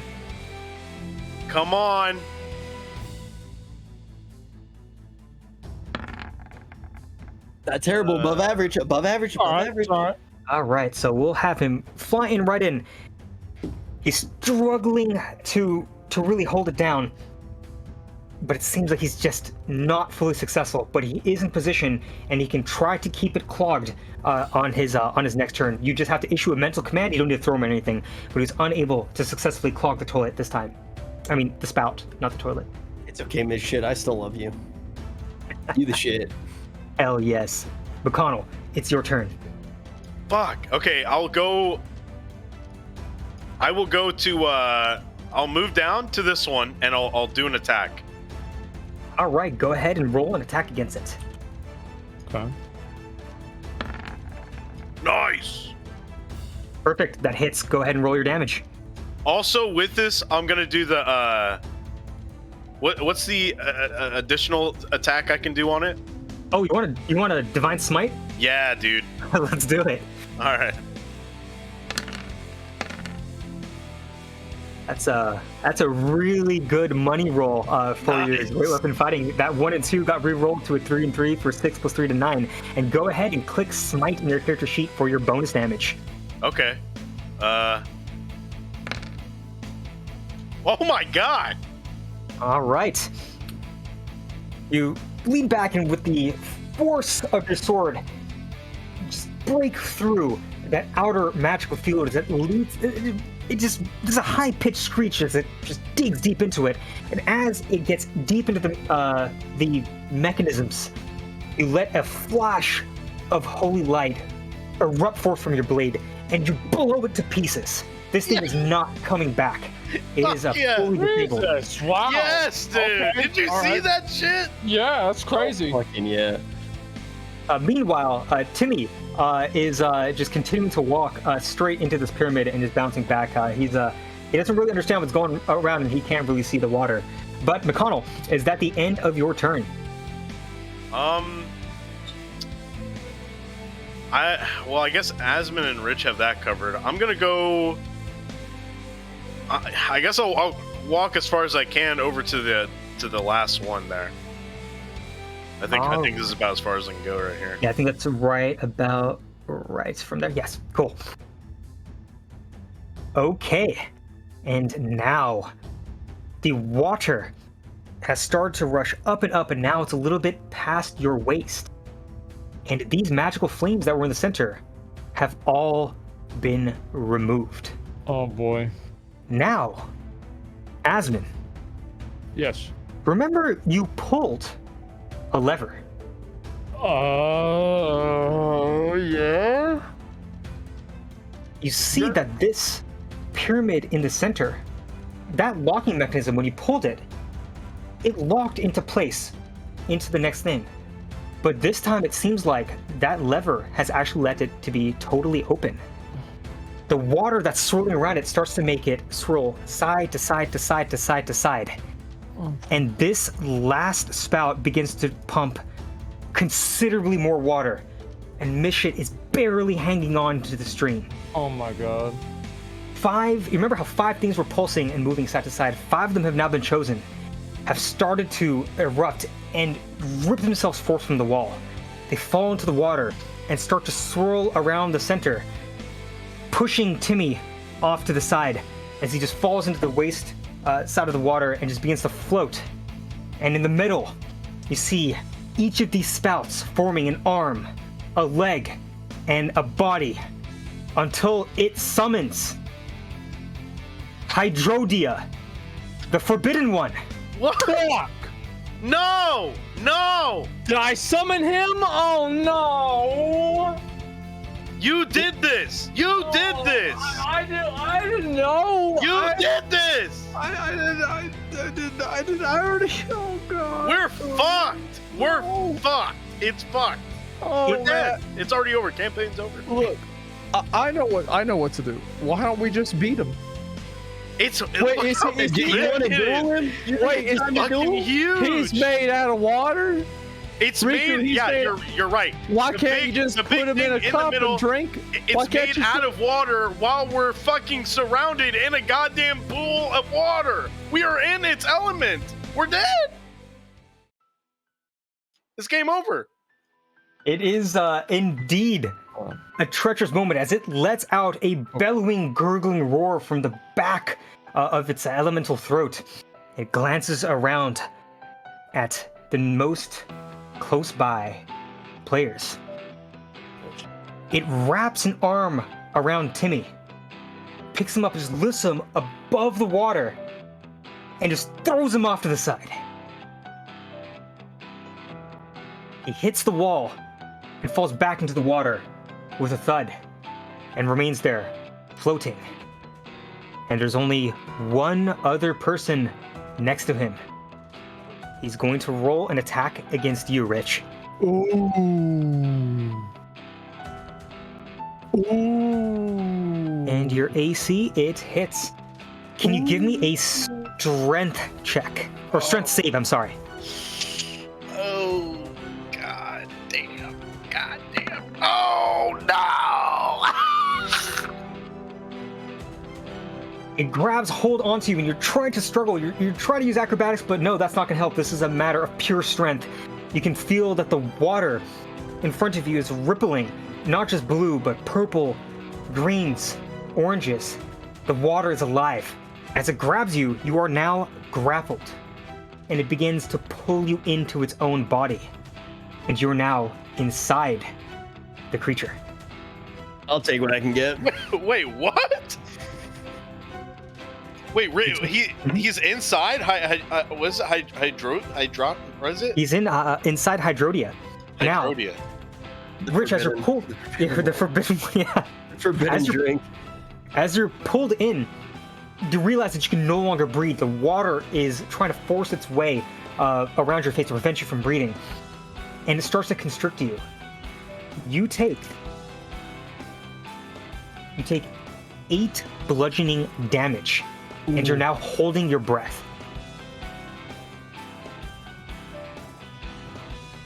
Asmon, it is your turn. All right. I gotta solve this problem right now, boys. Don't worry about it. It's okay. So, can I cast Rage as well? Advantage strength. As a bonus action, yes, you can. Yeah, and then I do an attack. I think is that good? I'm gonna do it anyway. Yeah, I use Rage. I'm using Rage 100%. All right, you pop up your Rage. Yep. And I go wild. I go crazy. And then I put my foot up against the wall and I push off and I start jumping at him with like trying to queue up a reckless attack. All right, you're gonna roll in and you're not gonna combo reckless attack with savage swing. You're just gonna do a normal savage swing. You're gonna be fighting nice and balanced. Well, no, I do whichever one does most damage. Okay, you can choose the savage swing, but remember it'll have advantage on you. As well. You'll take a penalty to hit. Reckless attack is going to give it an advantage on you, so I would recommend if you're going to go for big dick damage, now's the time to savage swing with advantage. That's what I meant to say. Yeah, savage swing. Let's do this. Yeah. All right. Here we go. All right, so I roll savage swing with advantage. Is that right? That is correct. Okay. All right. Here we go. I got him right. That is unfortunately deeply unlucky. It's a 22.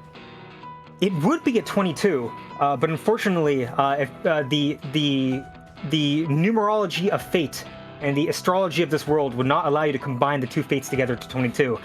Instead, as you kick off and swing into it, you can see that some of the dismembered spouts form a shield and smack away your great axe at the last moment. A very unlucky advantage. I'm assuming you are right next to the elemental. Of course I am. Yeah, I'm, all right, okay. That's the end of my turn, I'm done. All right. Now, this creature is going to take something called a legendary action, which means it's going to do something in response to what's kind of going on. And what it's going to do is start to circle around you. Starts to float up against the water behind Asmon, taking its captive Rich with it.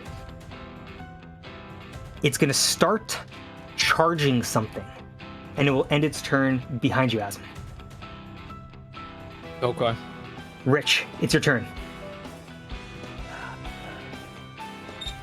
Floating inside, I notice how absurd this truly is to be fully immersed in such a wet environment. I let my body go completely numb as I feel like I am truly floating inside of this creature's ether. I remember how much I thought that this is what I wanted. And now I've realized so much that it is something that in this current moment I detest. I focus on those thoughts. I focus on all of the rejections when it seemed like I was playing a way out when I never had a way in. And I plant those thoughts inside of the creature's head with an act of suggestion, trying to make the creature think like every single woman that has ever rejected the warlock Rich W. Campbell, and to spit me out and not allow me inside. It's an interesting suggestion. Can you go ahead and, or actually I'll ping it in chat for you because it needs to make a save. All right, so you are using your suggestion. Yes. All right, a wisdom saving throw it is. It rolls up to a 19 wisdom save. It does not relent. It seems like it does not want to reject you. Instead, it wants to hold you deep within it. Rich does all that. Meanwhile, the reality. Go ahead. Yeah, it's about right. Okay, so now what? I mean, do I get to attack him again? When do I get to attack him again? It'll have its own turn, and then you'll be able to do it. Now, Rich, that was your action. Unfortunately, you're still kind of stuck inside. But can you give me an Arcana check, please?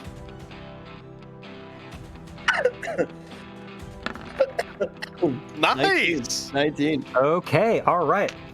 As you plea with this large elemental creature, you notice that there's something deep down inside that's giving this fountain, this well of power.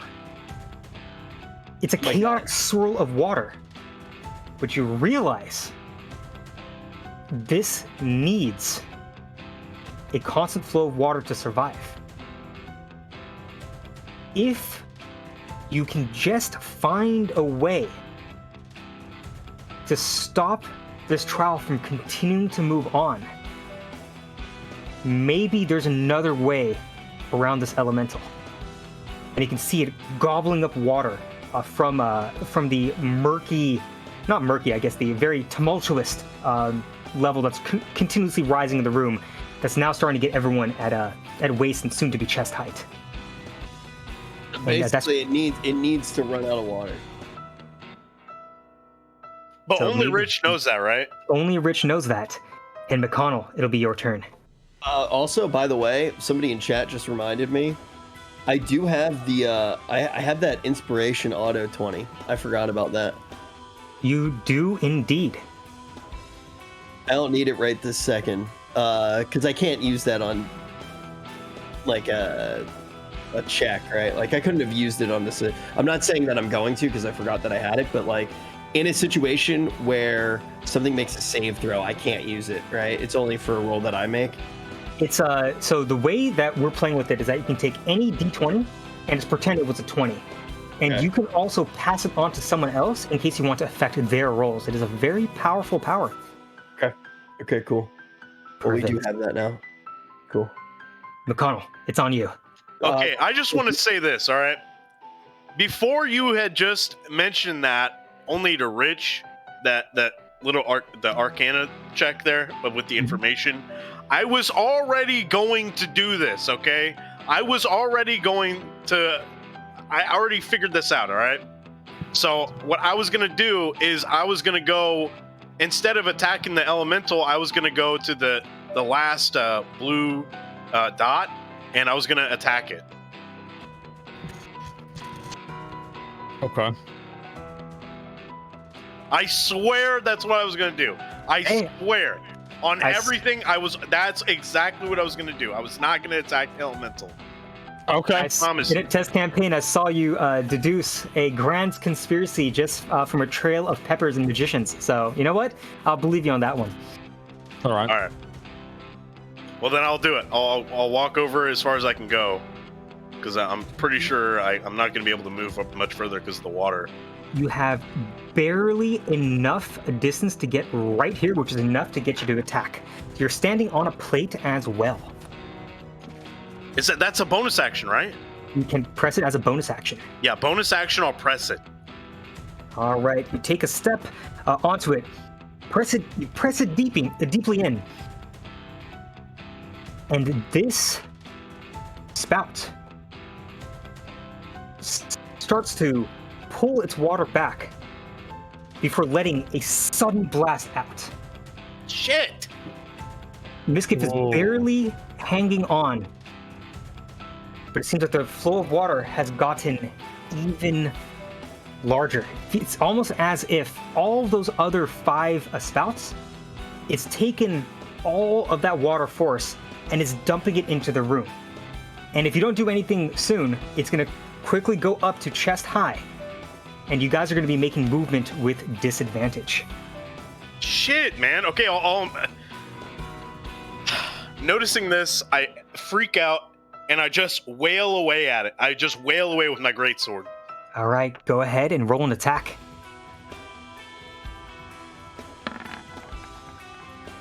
15 plus 5 to 20, that hits. Go ahead and roll your damage. And you trying to smite, trying to do anything special? Of course I'm trying to smite it, dude.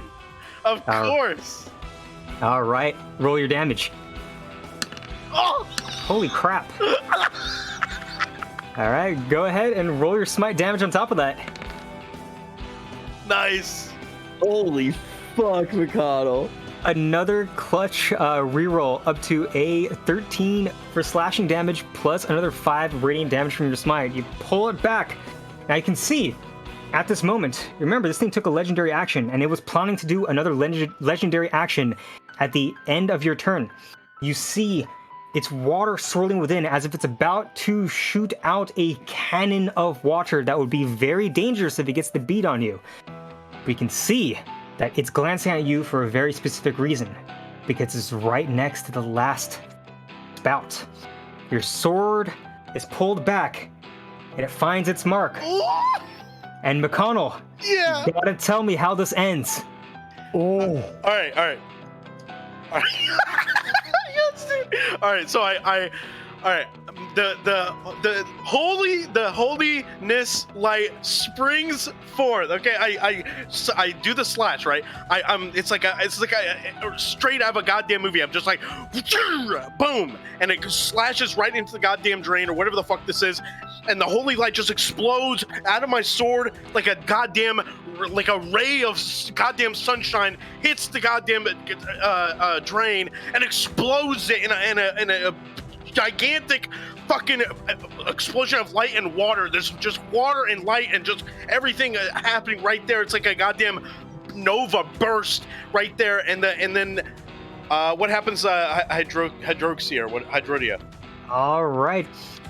As it shatters and the water stops, you can hear Hydrodia scream as it starts to wither away. And Rich, you're able to fall out of it back into the water.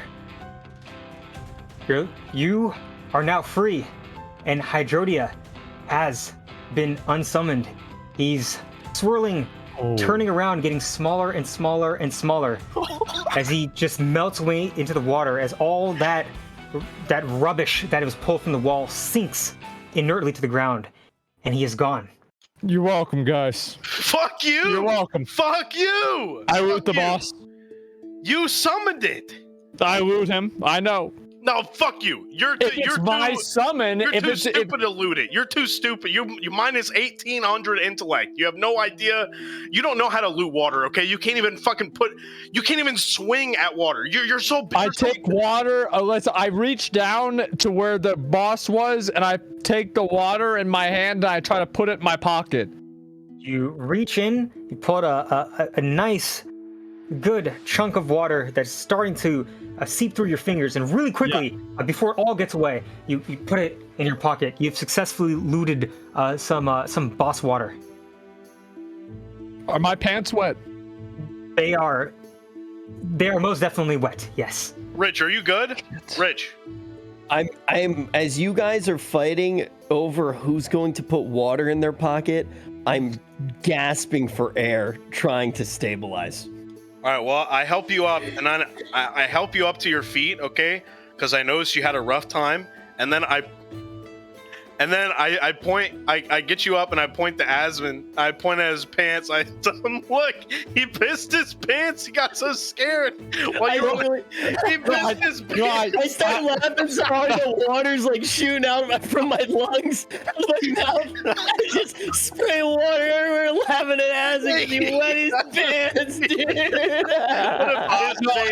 I was trying to put water in my pocket, man. I was just trying to put some water in my pocket. Very reasonable, yeah. I was trying to put some water in my pocket because I didn't know if we might need to use it or something, man. As Asmon is like talking about all that, I telepathically signal to Mizkif to like brush himself up against the back of Asmon's pants without anybody noticing. As Mishit obeys your commands and is just trying to come in. Now, as it rubs in, you hear a little bit of rumbling happening from the statue. Huh? And as you're distracted, all of the spouts suddenly start to shoot water again. What? You hear the rumbling of the statue as it starts to sink deeper and deeper into the ground, and all the water starts to rush to the north. What? I was gonna loot the thing. No. The water swirls around you, almost like a toilet, as you guys circles around this gaping hole behind the statues. It sinks all the way into the ground, and you're pulled into this corridor. It would be like a water park, except it would be more terrifying. Except you guys see a lot of colors. Purple, blue, orange, all kinds of rainbows sparkling. The thing waves left and right. The water is hot and cold, simultaneously frozen and bubbling, until you get spat out into another room. What is going on? What the fuck, dude? What is this, the hell dude? is this? What is this, dude? We didn't even get any loot, dude. What the fuck? I'm gonna walk up No, before you don't walk anywhere. Don't walk anywhere. Well, Just I'll stay move still. up one step. Wait. From behind, does it look like Asmon shit his pants? I think there's a little bit of yeah, I'd say so. Oh my god, look at his shit his pants, dude. I turn around. No. At least I didn't shit my pants so much I could turn it into a familiar. How about that? No? I don't have any shit on my pants. Yeah, because it's walking there next to you. I'm gonna please help me loot some of this water real quick. Well, that was a good idea. I mean, when you want one, I'm thirsty. Oh shit, dude. So as you guys are laughing and throwing both vicious mockeries and savage burns at each other, I guess, you glance behind you, and that little water slide. Yet again, you see the bricks just kind of stack on top of each other, sealing again. Now, you guys were covered in water. You're holding your breath through this entire thing, but you glance around you. For sure, the water washed you out here, but there's no water to be seen anywhere. It's almost like it all evaporated. And Asmon, you put a hand to your chin, and you notice your beard has started to grow. It's as if time has passed. And you glance around you, and you notice that Mcconnell looks a little bit younger. And Rich has started to get some wrinkles on his skin. You glance forth, and you see some more of these floating glyphs around this fire here. Wait, out of curiosity, how much hair do me and Asmon have on our heads? On your scalp, Rich, you notice that it's digging into the side past your temples. Seems you've lost a little bit of frontal hair. Asmon, You put your hand to your hair. Yeah. Start feeling it around. Yeah. And I think that's what we're going to call the session for today. Oh, come on. Give me a break, dude. All right. You're joking. I have to be able to roll for hair, though. Like, can I at least roll for hair next episode? I think we can roll a percentage dice and see where this goes. Okay, Because all right. I can roll for hair. That's good. That's all I ask. it's going to be the most critical roll that anyone will ever have to make, whether or not they can keep their hair. Yeah, I suppose so. And it's going to be a hell of a way to start the next session, because that next session is actually going to be our season finale. Oh shit. Man. Oh shit. All right. I am ready for that. I'm gonna loot. Actually, like, can I also queue up a looting motion in case there's anything? There's nothing there. It evaporated. We got no loot from the boss at all. None. No loot. Man. Whatever loot was to be had, we. That's because you killed it. If I killed it, I have got loot. What happened is it probably vanished because we took too long to loot it, just like we did on the boat. No, Well, there's no way. It's at the end of the dungeon. That's man. unrealistic. Like, dude, This is not a dungeon. These are trials, dude. Yeah, but what is a dungeon? It's going to be three trials probably. And at the end, we probably get like a legendary weapon or some shit. Ooh, legendary weapon sounds good. I soloed that encounter pretty much.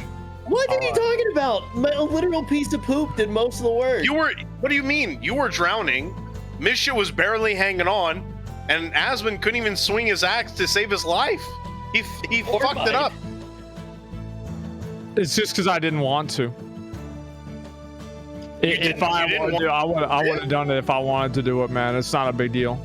I wonder how much HP that elemental had. It would have been a possible fight, but very, very difficult. God, I'm so good. Yep, I'd have won 100%. If I fought him, I'd have been able to win. Chat, listen. All right. I just want everybody to know, I really did discover a major conspiracy plot in the pre-campaign, and I couldn't have known about it. There's no way. So I really did. I was going to attack the last spout. I was not going to attack the elemental. I swear to God. What are we going to say? We're going to say this is some kind of 500 IQ idea that you. I'm not saying it's 500 IQ, but this is it's a water elemental, and if you turn off the water, it's going to go away. What? Okay, then why did you fucking attack the water elemental, dumbass? Hey, just because you're -1 intellect, Asmon, doesn't mean that you need to be mean. Well, I'm just saying. Yeah, you're just saying that you're an idiot. Well, there's nothing wrong with being an idiot, and it's not going to be -1 for long. It's going to be -2. My intellect's going to be going up. You want to go to 0. Why would I want to have 0 intellect? That wouldn't be that smart. If it's okay, would you rather it be -2 degrees outside or -600? How many is 600? Wrap up the show, dude. Just wrap it up, dude. Just wrap up the show, please.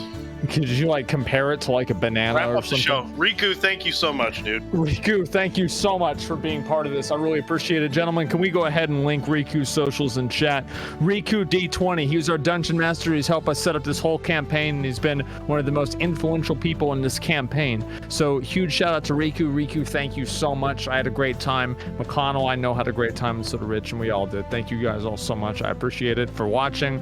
And again, Riku and everybody else that's been working and making this a reality behind the scenes, thank you guys all so much. This has been a great show. We've had a lot of fun, and we've actually been able to do a lot of cool things with it, right? With showing all the different things, doing a produced show this way in general, right? I think it's been great.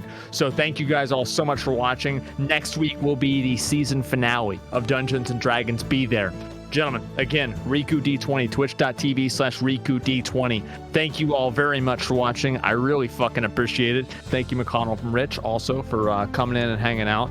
Mcconnell, so you were telling me yesterday how you're going to start playing Final Fantasy. I'm not. I have no. It was 2 days ago. Just in the interest of not having to go through more of threads on your Reddit. I have no interest. Don't want to play. Don't care. Would rather not. Okay, I'm obviously way too toxic for the happy hug box that is Final Fantasy. I don't want to play it. It's never gonna happen. Stop asking. You're not a Don't make happy me health dread. box if you don't do cool that. Don't countdown want to do timers, it. though. I just don't. It's not for me. It's just too. It's too. You know. It's too. You know. It's that game's for weebs, dude. Next I'm not week. interested. All right, guys. Thank you guys all so much for watching. I really appreciate it. I'm going to be back online tomorrow morning, and we're going to continue the main story quest. We're going to do the Warring Triad. We're going to do maybe a few more house tours as well. Have a little bit of fun. The usual. You know what it is. Gentlemen, thank you all very much for watching. I really fucking appreciate it. And until next time, boys.